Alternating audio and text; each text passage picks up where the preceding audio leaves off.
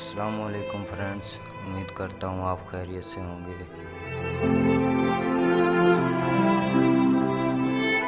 हम तो चुपके से तुमको देखा करते हैं,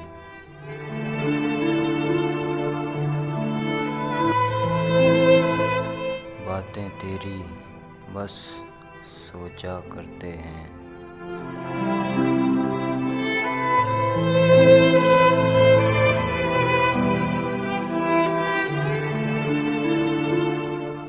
दिल कहता है सुन जा तू हमनवा,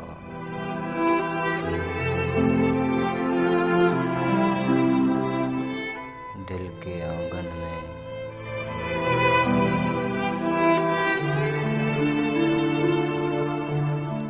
आ जाना तू एक दफ़ा। थैंक यू फ्रेंड्स, अगर आपको मेरी वीडियो अच्छी लगे तो लाइक शेयर ज़रूर करें और मेरे चैनल को सब्सक्राइब करना ना भूलें।